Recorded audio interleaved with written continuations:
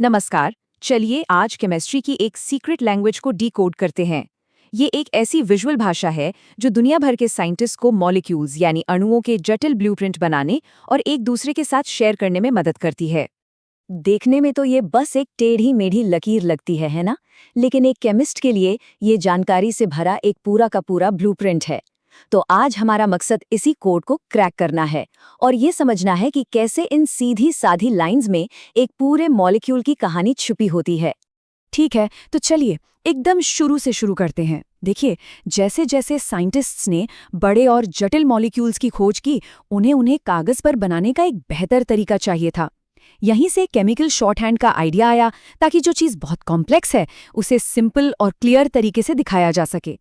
तो लेवल 1 है complete structural formula. ये तरीका एकदम साफ और सटीक है, खासकर सीखने वालों के लिए, क्योंकि इसमें कुछ भी छिपावा नहीं होता। आप हर एक एटम और उनके बीच के हर एक बॉन्ड को साफ साफ देख सकते हैं। लेकिन जरा सोचिए, अगर कोई बहुत बड़ा मॉलिक्यूल हुआ तो ये तरीका कितना मेसी और कॉम्प्लिकेटेड हो जाएगा। तो इसे आसान कैसे बनाया गया? प्रोसेस कुछ ऐसा है। सबसे पहले हम कार्बन और हाइड्रोजन के बीच के बॉन्ड्स को दिखाना बंद कर देते हैं। उसके बाद पूरे स्ट्रक्चर को एक ही लाइन में लिख देते हैं और आखिर में जो ग्रुप्स बार बार आ रहे हैं उन्हें ब्रैकेट में डालकर और भी छोटा कर देते हैं। इससे जानकारी बहुत तेजी से लिखी जा सकती है। अब आते हैं उस तरीके पर जो सबसे ज्यादा इस्तेमाल होता है और सबसे पावरफुल भी है, bond line structure. Organic chemistry में तो इसे गोल्ड स्टैंडर्ड माना जाता है।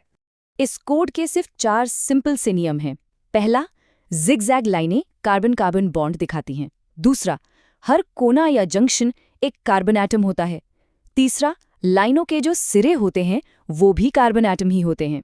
और चौथा, जो सबसे जरूरी है, वैलेंसी का नियम, जो हमें उन हाइड्रोजन एटम्स के बारे में बताता है जो हमें दिखाई नहीं दे रहे। और ये है वो मैजिक नंबर 4। कार्बन हमेशा, और मेरा मतलब है हमेशा, 4 बॉन्ड बनाता है।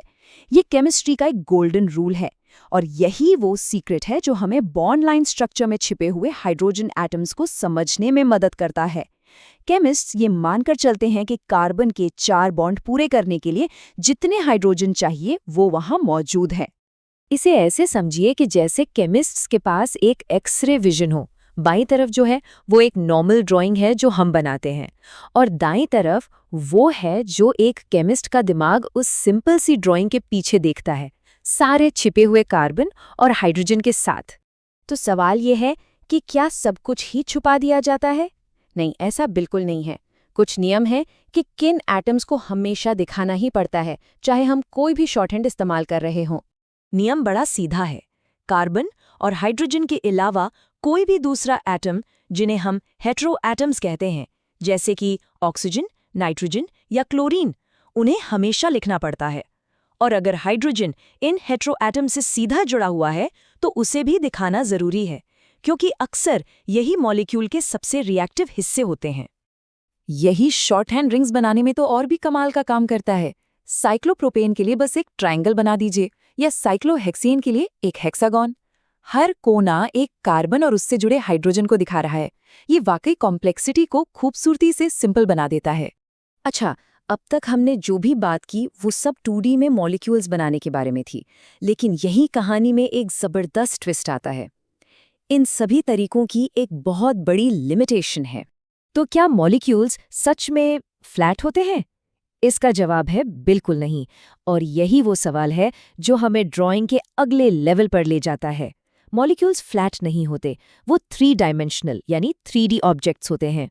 हमारी 2D ड्राइंग तो बस एक परछाई जैसी है। असल में मॉलिक्यूल्स में वॉल्यूम होता है, डेप्थ होती है, उनका स्पेस में एक खास आकार होता है, और ये आकार उनकी प्रॉपर्टीज के लिए बहुत ही ज्यादा जरूरी होता है। तो फिर 3D को 2D कागज पर कैसे दिखाएं?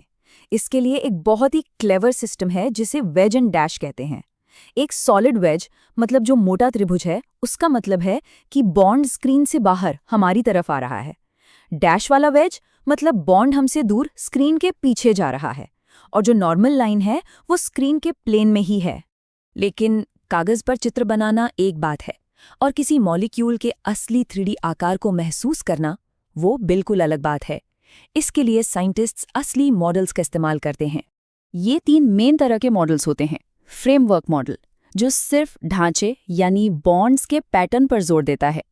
बॉल एंड स्टिक मॉडल, जो एटम्स और बॉन्ड्स दोनों को क्लियरली दिखाता है।